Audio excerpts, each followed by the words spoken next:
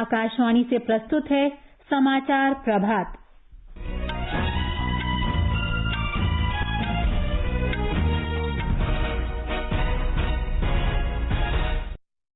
केंद्रीय मंत्रिमंडल ने प्रधानमंत्री गरीब कल्याण अन्न योजना नवंबर तक बढ़ाई।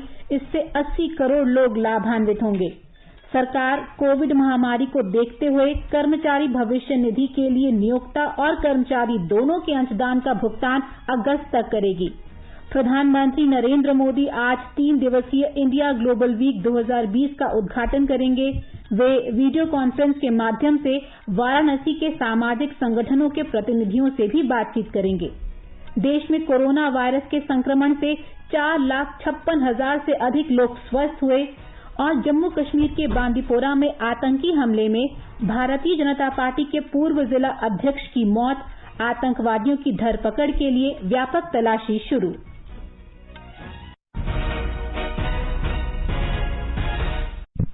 समाचार प्रभात में अपने सहयोगी नवीन सक्सेना के साथ मैं प्रियंका अरोड़ा।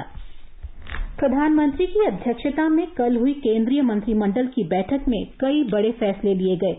सूचना और प्रसारण मंत्री प्रकाश जावड़ेकर ने कल नई दिल्ली में बताया कि प्रधानमंत्री गरीब कल्याण अन्न योजना की अवधि 5 महीने बढ़ाने की मंजूरी दी गई है। इस योजना के अंतर्गत लाभार्थी परिवार के प्रत्येक सदस्य को हर महीने 5 किलोग्राम गेहूं या चावल 5 महीने तक दिया जाएगा। 2 चरणों की इस योजना से लॉकडाउन के दौरान प्रभावित गरीबों को बहुत फायदा होगा। श्री जावड़ेकर ने प्रधानमंत्री उज्ज्वला योजना के विस्तार की जानकारी देते हुए कहा कि लाभार्थी इस साल सितंबर तक मुफ्त सिलेंडर का लाभ उठा सकते हैं।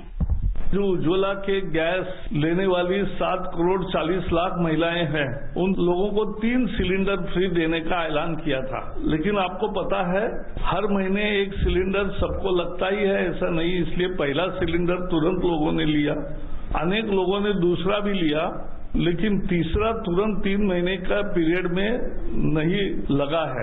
तो अब सितंबर के अंत तक ये 3 सिलेंडर जो जून में खत्म होने वाले थे, उसके जगह वो सितंबर तक उसको अवधि बढ़ा दी गई है ताकि उनको मिले। इसके लिए 13,500 करोड़ रुपए खर्च आएगा। मंत्रिमंडल ने कर्मचारी भविष्य निधि के 24% योगदान को जून से अगस्त तक 3 महीने बढ़ाने की भी मंजूरी दी। इस योजना पर 4,860 करोड़ रुपए खर्च होंगे।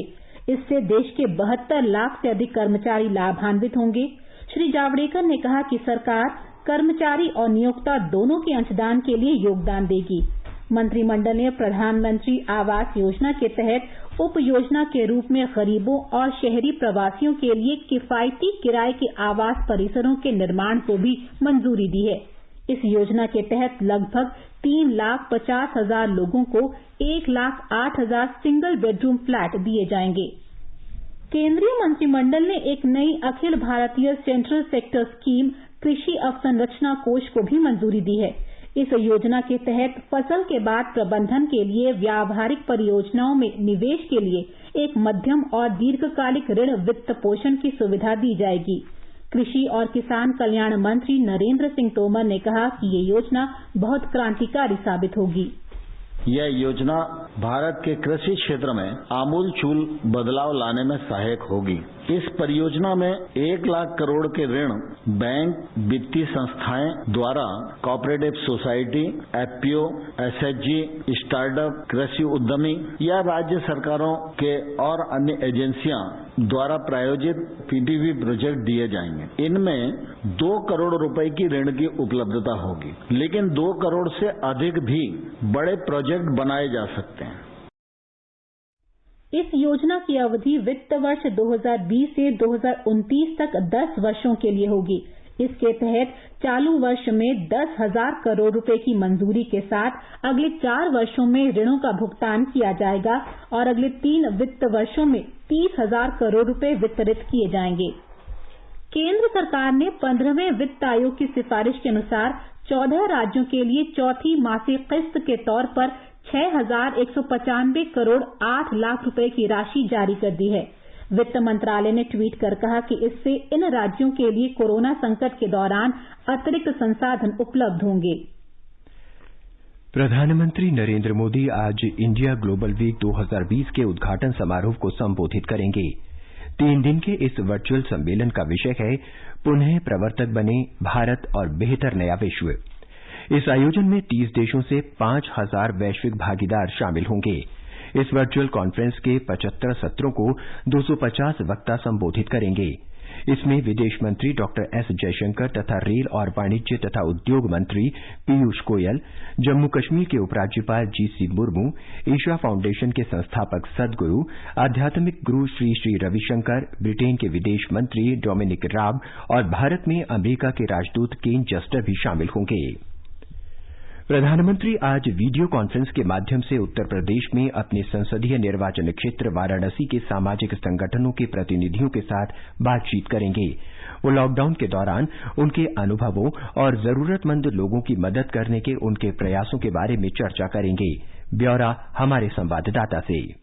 इन सामाजिक संगठनों ने लॉकडाउन के दौरान अपने प्रयासों से और प्रशासन की मदद करते हुए ये सुनिश्चित किया कि हर जरूरतमंद व्यक्ति को समय से खाना मिल सके। 100 से ज्यादा ऐसे संगठनों ने वाराणसी में लगभग 20 लाख से अधिक खाने के पैकेट और 2 लाख सूखे राशन की किट बांटी। भोजन बांटने के अलावा इन संगठनों ने मास्क और सैनिटाइजर बांटने में भी अहम भूमिका निभाई। जिला प्रशासन ने इन्हें सम्मानित किया है। इन संगठनों ने शिक्षा, सामाजिक कार्य, धार्मिक कार्य, स्वास्थ्य सहित विभिन्न दूसरे पेशेवर क्षेत्रों में भी अपना सहयोग दिया। सुशील चंद्र तिवारी, आकाशवाणी समाचार, लखनऊ। भारतीय वायुसेना पूर्वी लद्दाख क्षेत्र में वास्तविक नियंत्रण रेखा पर अत्यधिक सतर्कता बरत रही है। हिमालय के उत्तरी सीमांत पर बेहद ऊंचाई वाले दुर्गम स्थलों की चुनौतियों का सामना करने के लिए विशेष कौशल और विशेष विमानों की आवश्यकता होती है। वायुसेना के नए विमानों से वायु सैनिकों का मनोबल और बढ़ गया है। रक्षा मंत्री राजनाथ सिंह ने कहा है कि देश के सीमावर्ती इलाकों में सामरिक दृष्टि से महत्वपूर्ण सड़कों, पुलों और सुरंगों के निर्माण में तेजी लाई जाएगी। नई दिल्ली में कल उच्च स्तरीय बैठक में सीमा सड़क संगठन के बुनियादी ढांचे संबंधी परियोजनाओं की समीक्षा करते हुए उन्होंने कहा कि संगठन पूरे जोश के साथ कार्य कर रहा है। उन्होंने कहा कि सीमा सड़क संगठन को अत्याधुनिक उपकरण और मशीनें उपलब्ध कराई गई हैं। देश में कोरोना वायरस के संक्रमण से ठीक होने की दर लगातार सुधर रही है। देश में कोरोना से ठीक होने वाले लोगों की संख्या 4,56,000 से अधिक हो गई है। दिल्ली में कोविड-19 के मामलों की संख्या 1,04,864 हो गई है। पिछले 24 घंटे के दौरान राष्ट्रीय राजधानी में इस महामारी के 2,033 नए मामले सामने आए।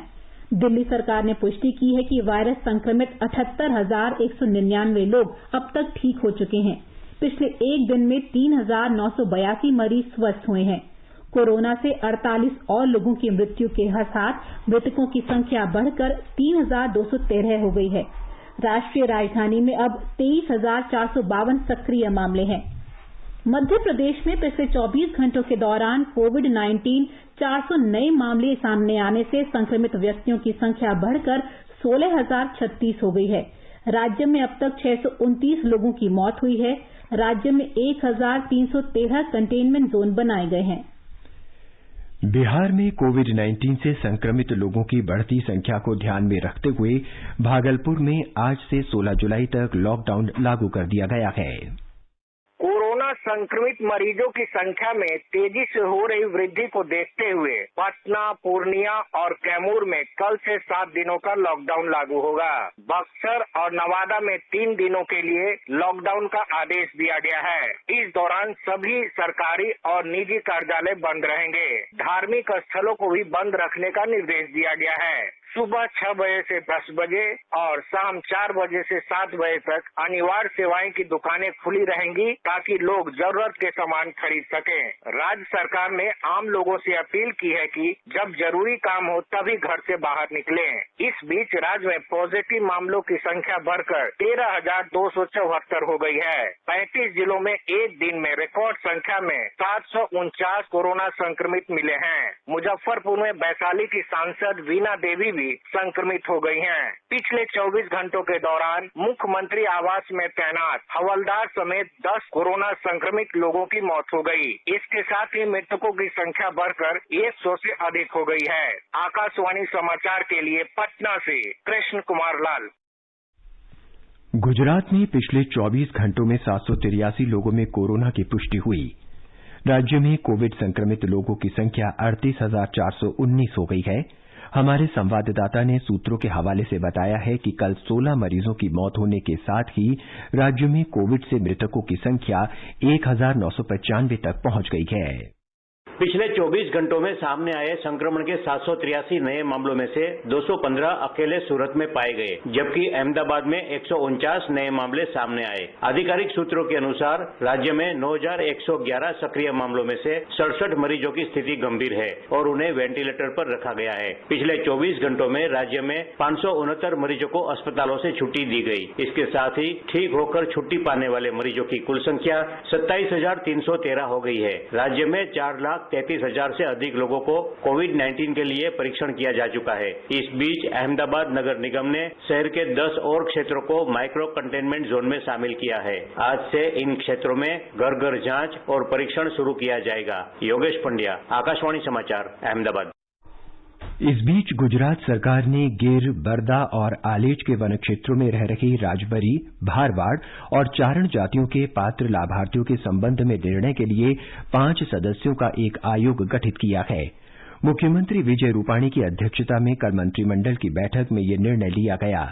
राज्य के जनजातीय विकास मंत्री गणपत सिंह बासवा ने बताया कि आयोग में उच्च न्यायालय के एक अवकाश प्राप्त न्यायाधीश, 2 सेवानिवृत्त जिला न्यायाधीश, 1 सेवानिवृत्त वन अधिकारी और 1 सेवानिवृत्त अपर जिला न्यायाधीश शामिल होंगे। उन्होंने ये भी कहा कि आयोग के गठन का उद्देश्य सच्चे जनजातीय लोगों का संवैधानिक अधिकारों का संरक्षण करना और उनका लाभ गलत हाथों में जाने से रोकना है। राजस्थान में कोविड-19 संक्रमितों की संख्या तेजी से बढ़ रही है। कल राज्य में 659 लोग संक्रमित पाए गए। अब राज्य में संक्रमित लोगों की संख्या बढ़कर 2,263 हो गई है। चिकित्सा मंत्री डॉक्टर रघु शर्मा ने कहा है कि राज्य में पहले के मुकाबले जांचों की संख्या बढ़ाई गई है। यही कारण है कि कोरोना पॉजिटिव मरीजों की संख्या में भी बढ़ोतरी हुई है। उन्होंने कहा कि प्रदेश में मृत्यु दर में पिछले दिनों की तुलना में गिरावट आई है। ऐसे में आम जन को घबराने की जरूरत नहीं है, केवल सजग और सतर्क रहने की जरूरत है। इस बीच स्वास्थ्य विभाग द्वारा अलवर तथा पाली जिलों में संक्रमण की रोकथाम और नियंत्रण के लिए राज्य स्तरीय दल भेजे गए हैं। सरकार ने एक राज्य स्तरीय टास्क फोर्स का भी गठन किया है, जो जरूरी डाटा का विश्लेषण कर राज्य सरकार को रिपोर्ट देगा। आकाशवाणी समाचार के लिए जयपुर से जितेंद्र द्विवेदी। पंजाब में 158 और लोगों में कोविड-19 की पुष्टि हुई। 274 मरीजों को स्वस्थ होने के बाद अस्पतालों से छुट्टी दे दी गई। कोरोना से कल 3 लोगों की मौत हो गई। राज्य में कोरोना संक्रमित लोगों की संख्या 6,907 हो गई है। स्वस्थ लोगों की संख्या 4,828 तक पहुंच गई है। केंद्रीय स्वास्थ्य और परिवार कल्याण मंत्रालय की अपर सचिव आरती आहूजा के नेतृत्व में 5 सदस्यों का एक दल आज चेन्नई में कोरोना की स्थिति का जायजा लेगा। राज्य के अधिकारी उन्हें कोरोना से निपटने के लिए किए जा रहे उपायों की जानकारी देंगे। हमारे संवाददाता ने बताया है कि केंद्रीय दल शहर के अन्य कोरोना आरोग्य केंद्रों का भी दौरा कर सकता है। तमिलनाडु में महामारी की स्थिति का मौके पर ही आकलन करने वाली यह पहली केंद्रीय टीम है। टीम में केंद्रीय चिकित्सा संस्थान जिपमेर के 2 चिकित्सा विशेषज्ञों को भी शामिल किया जाएगा। ये विशेषज्ञ अपने क्षेत्र का दौरा करके वास्तविक स्थिति का आकलन करेंगे और राज्य के उच्चाधिकारियों के साथ बातचीत करेंगे। इस बीच चेन्नई नगर निगम ने कोरोना महामारी रोकथाम पर नियमों का अनुपालन सुनिश्चित करने के लिए आज से 3 दिन के लिए उद्योगों, व्यापार और वाणिज्यिक प्रतिष्ठानों के प्रतिनिधियों के साथ बैठकों की एक श्रृंखला आयोजित करने का फैसला किया है। चेन्नई से जय सिंह की रिपोर्ट के साथ समाचार कक्ष से श्रीराम शर्मा। इस बीच कल 3,756 नए मामले सामने आने के साथ ही राज्य में कोरोना से पीड़ितों की कुल संख्या बढ़कर 1,22,000 से अधिक हो गई है। नई दिल्ली के अखिल भारतीय आयुर्विज्ञान संस्थान एम्स के विशेषज्ञ चिकित्सक राज्यों के अस्पतालों में आईसीयू में काम करने वाले डॉक्टरों को कोविड-19 पर विशेष मार्गदर्शन और जानकारी मुहैया कराएंगे। इसके लिए 10 अस्पतालों का चयन किया गया है, जिनमें 9 मुंबई और 1 गोवा के हैं। 31 जुलाई तक राज्यों को ये सुविधा उपलब्ध कराने के लिए इन विशेषज्ञ आधारित टेली परामर्श सत्रों का कैलेंडर तैयार किया गया है। ये टेली परामर्श सुविधा 500 से 1000 बिस्तरों वाले 61 अन्य अस्पतालों में भी सप्ताह में 2 बार उपलब्ध कराई जाएगी। दिल्ली में एम्स के फेफड़ा रोग विशेषज्ञ डॉक्टर अनंत मोहन ने आकाशवाणी को बताया कि अस्पतालों के चिकित्सकों के साथ परामर्श का मुख्य उद्देश्य देश में कोरोना से होने वाली मौत की दर को और कम करना है। उन्होंने कहा कि तकनीक के उपयोग से डॉक्टरों को देश में अधिकतम रोगियों तक पहुंचने में मदद मिलेगी। As of now, we stick to our basic principles of social distancing, hygiene, cough etiquette, and all the things which we have been repeating for the last several months. Apart from that, efforts are ongoing in the scientific community to try and find out some good therapies, medicines, or vaccines. But till that time, I think we have to do whatever best we can from our level. Effort should be to try and reduce the death rate from this disease, which fortunately is not very high, but we should try and get it, down to the minimum possible. Maharashtra में corona संक्रमण का फैलाव रोकने के लिए अधिक से अधिक जांच करने की आवश्यकता पर जोर देते हुए नवी मुंबई नगर निगम ने कोविड महामारी शुरू होने के बाद से जांच कराने पर जोर दिया है। कोरोना वायरस के बढ़ते संक्रमण के मद्देनजर मुंबई शहर में अब तक कुल 3,64,753 लोगों का परीक्षण किया गया है। एमसीजीएम ने एंटीजन परीक्षण किट भी खरीदे हैं जो लगभग आधे घंटे में परिणाम दे सकते हैं, जिससे समग्र परीक्षण प्रक्रिया में तेजी आ सकती है। ऐसे लगभग 1 लाख परीक्षण किट खरीदे गए हैं। इन किट के साथ रोजाना तकरीबन 5,500 परीक्षण किए जा रहे हैं। इसके अलावा एमसीजीएम ने कोविड-19 रोगियों का इलाज करने वाले अस्पतालों में क्षमता बढ़ाने के लिए भी उपाय किए हैं, जिसके तहत शहर भर में अस्थायी अस्पताल स्थापित किए हैं। साथ ही ऑक्सीजन और आईसीयू उपचार सुविधाएं प्रदान करने की व्यवस्था की है। दूसरी ओर संक्रमित लोगों के संपर्क में आए हुए लोगों को अलगाव में रखने की प्रक्रिया में भी तेजी आई है। अब तक ऐसे 16 लाख से अधिक संपर्कों का पता लगाया जा चुका है। इनमें से 13,44,000 से अधिक लोगों ने सफलतापूर्वक अपनी क्वारंटाइन अवधि पूरी कर ली है। माधुरी पांगे, आकाशवाणी समाचार, मुंबई। महाराष्ट्र में सब्सिडी पर चल रही शिव भोजन योजना अगले 3 महीने तक भी जारी रहेगी। इस योजना के तहत 5 रुपए में भोजन उपलब्ध कराया जाता है। राज्य मंत्रिमंडल ने कल इसकी मंजूरी दे दी। राज्य सरकार ने इस वर्ष 26 जनवरी से 10 रुपए की सस्ती थाली की योजना शुरू की थी। कोरोना संकट को देखते हुए इसकी दर अप्रैल में घटाकर प्रति थाली 5 रुपए कर दी गई। इस योजना के तहत प्रतिदिन 1 लाख से ज्यादा थाली की बिक्री की जाती है और अब तक 1 करोड़ से ज्यादा लोग इसका लाभ उठा चुके हैं। राज्य मंत्रिमंडल ने गरीबी रेखा से ऊपर के लोगों यानी ऑरेंज राशन कार्ड धारकों के लिए भी जुलाई और अगस्त महीने तक सब्सिडी पर अनाज उपलब्ध कराने के प्रस्ताव को मंजूरी दे दी है। विश्व में कोविड-19 से लगभग 1 करोड़ 19 लोग संक्रमित हो चुके हैं और 5,95,728 से अधिक लोगों की मौत हो चुकी है। जॉन हॉपकिंस यूनिवर्सिटी के अनुसार अमेरिका में कोरोना वायरस से संक्रमित लोगों की संख्या 30 लाख को पार कर गई है। अमेरिका में मामलों की कुल संख्या 30,22,899 है और मौतों की संख्या 1,31,857 है। 16,68,589 मामलों के साथ ब्राजील दूसरे, 7,42,417 मामलों के साथ भारत तीसरे और 6,99,749 मामलों के साथ रूस चौथे स्थान पर है। विश्व स्वास्थ्य संगठन के आपात प्रमुख डॉक्टर माइकल रयान ने कहा कि मामलों में वृद्धि व्यापक परीक्षण के कारण नहीं बल्कि महामारी में तेजी के कारण है। आकाशवाणी का समाचार सेवा प्रभाग अपने विशेषज्ञों की सलाह श्रृंखला में कोविड-19 के बारे में जाने माने चिकित्सा विशेषज्ञों की राय प्रसारित करता है। इस श्रृंखला में आकाशवाणी समाचार से बातचीत में सीताराम भरतिया विज्ञान और शोध संस्थान नई दिल्ली के वरिष्ठ सलाहकार डॉक्टर अमरचंद्र बजाज ने कोविड-19 संक्रमण के रोकथाम के लिए साफ सफाई के महत्व पर चर्चा की। जब तक हमारे पास इनकी ट्रीटमेंट वैक्सीन या मेडिसिन के रूप में ना निकले तब तक हमें जो प्रिकॉशनरी मेजर्स है वो फॉलो करने हैं। जहाँ जरूरत ना हो उसमें घर से बिल्कुल बाहर ना निकले, कोशिश करें कम से कम बाहर निकलना है। और जबकि निकलना भी पड़ा घर से बाहर तो कोशिश करें कि जहाँ आप 2 लोग खड़े हैं करीब 2 मीटर दूर खड़े रहें, नहीं तो कम से कम 1 मीटर दूर खड़े रहें। लोकनायक जयप्रकाश अस्पताल दिल्ली के डॉक्टर नरेश गुप्ता ने कहा कि कोविड-19 संक्रमण के अधिकांश मामले स्वयं क्वारंटीन में रहने से ठीक हो जाएंगे और बहुत कम लोगों को अस्पताल में भर्ती होने की जरूरत है। 80% में तो ऐसी भी तकलीफ नहीं करते हैं या इतनी हल्की करते हैं कि लोग घर पे ही ठीक हो जाते हैं। 10-15% में उनको अस्पताल जाके कुछ दवाई दी जाती है और वो सेटल हो जाते हैं। 5% या उससे कम वाले हैं जो कि दाखिल होना पड़ता है।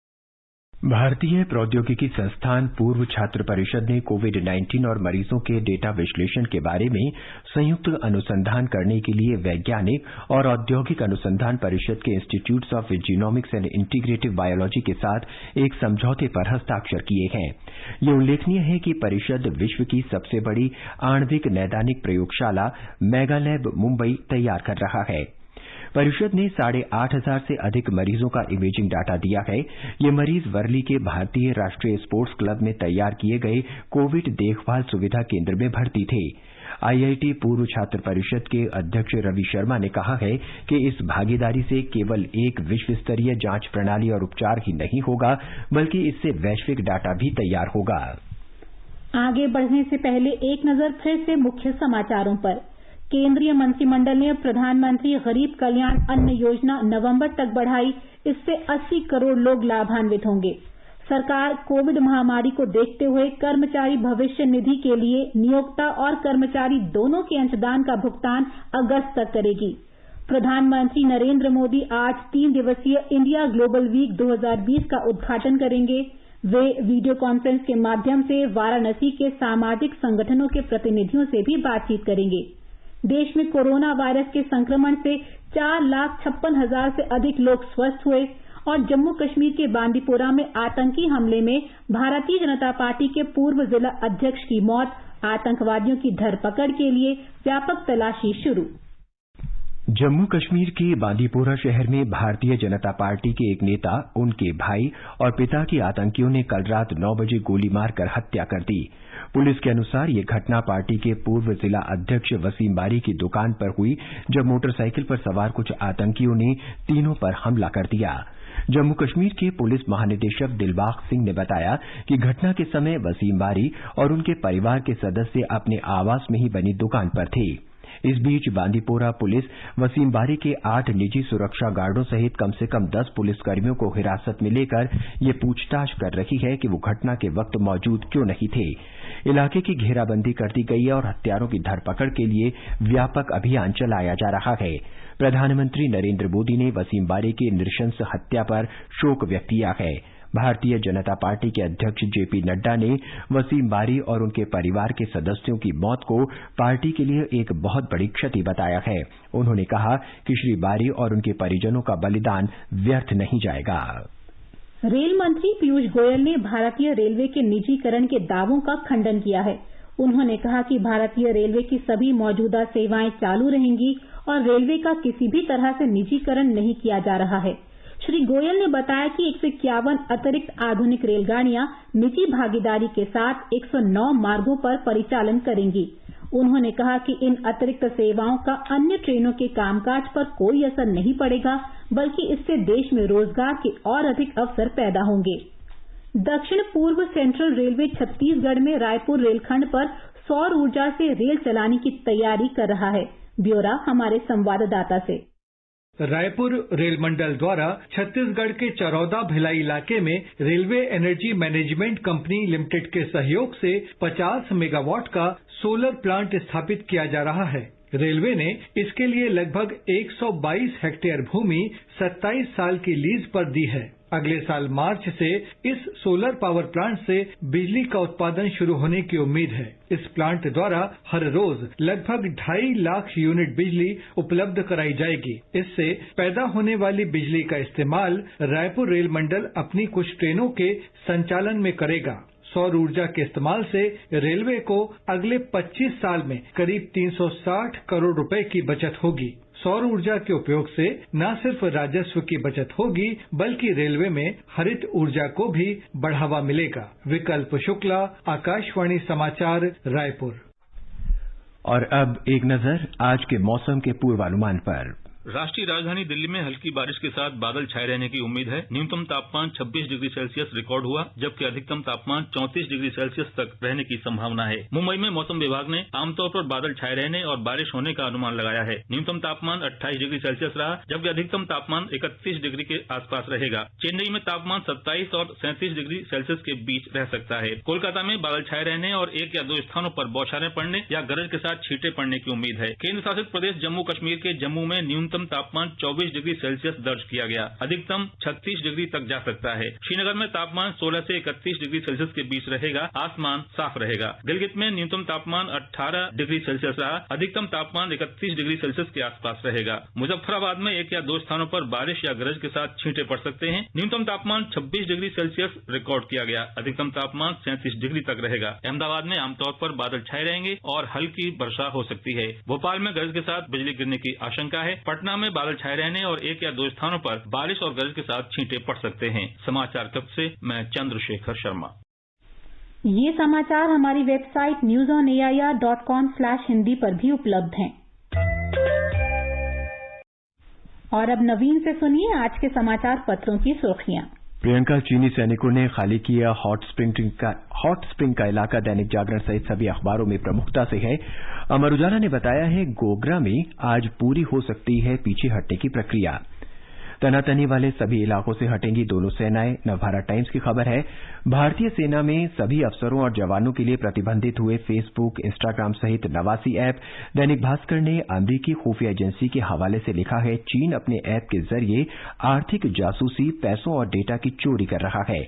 भारतीय नौसेना के पूर्व अधिकारी कुलभूषण जाधव मामले पर भारत ने निकाली पाकिस्तान की हेकड़ी। दैनिक जागरण के अनुसार पाकिस्तान ने पहले कहा पुनर्विचार याचिका नहीं दायर करना चाहते कुलभूषण, दबाव के बाद कहा भारत चाहे तो जाधव की ओर से दायर कर सकता है याचिका। केंद्रीय मंत्रिमंडल के फैसलों पर भी अखबारों की नजर है। जनसत्ता ने लिखा है सरकार प्रवासी मजदूरों को किराए पर देगी छोटे फ्लैट। राजस्थान पत्रिका ने बताया है सरकार अगस्त तक देगी कर्मचारी भविष्य निधि में अंशदान। दैनिक भास्कर की सुर्खी है 1 महीने में अमरीकी बाजार 5.2% गिरा, भारत में 5.8% सुधार। नवभारत टाइम्स के अनुसार गांधी परिवार से जुड़े 3 ट्रस्टों की होगी जांच, गृह मंत्रालय ने बनाई समिति। कानपुर कांड के मास्टरमाइंड विकास दुबे के करीबी अमर दुबे की मुठभेड़ में मारे जाने की खबर भी राष्ट्रीय सहारा सहित सभी अखबारों में है। मार्च के बाद बिके BS4 वाहनों का नहीं होगा पंजीकरण। दैनिक ट्रिब्यून लिखता है सुप्रीम कोर्ट ने लॉकडाउन के बाद इनकी बिक्री का आदेश वापस लिया। राष्ट्रीय सहारा की खबर है दिल्ली विश्वविद्यालय की 10 जुलाई से प्रस्तावित परीक्षाएं अगस्त तक टली। सूरमा भोपाली के किरदार के लिए मशहूर अभिनेता जगदीप के निधन का समाचार हिंदुस्तान सहित कई अखबारों में है। कोरोना वायरस को हवा में मारने की तैयारी। जनसत्ता लिखता है हवा में कोरोना वायरस फैलने की चर्चा के बीच वैज्ञानिकों ने ऐसा फिल्टर बनाने का दावा किया है जो हवा में इस वायरस को पकड़कर तत्काल समाप्त कर देता है। और समाचार पत्रों की सुर्खियों के बाद अंत में मुख्य समाचार एक बार फिर। केंद्रीय मंत्रिमंडल ने प्रधानमंत्री गरीब कल्याण अन्न योजना नवंबर तक बढ़ाई। इससे 80 करोड़ लोग लाभान्वित होंगे। सरकार कोविड महामारी को देखते हुए कर्मचारी भविष्य निधि के लिए नियोक्ता और कर्मचारी दोनों के अंशदान का भुगतान अगस्त तक करेगी। प्रधानमंत्री नरेंद्र मोदी आज 3 दिवसीय इंडिया ग्लोबल वीक 2020 का उद्घाटन करेंगे। वे वीडियो कॉन्फ्रेंस के माध्यम से वाराणसी के सामाजिक संगठनों के प्रतिनिधियों से भी बातचीत करेंगे। देश में कोरोना वायरस के संक्रमण से 4,56,000 से अधिक लोग स्वस्थ हुए। और जम्मू कश्मीर के बांदीपुरा में आतंकी हमले में भारतीय जनता पार्टी के पूर्व जिला अध्यक्ष की मौत। आतंकवादियों की धरपकड़ के लिए व्यापक तलाशी शुरू। इसके साथ ही समाचार प्रभात का ये अंक समाप्त हुआ। नमस्कार।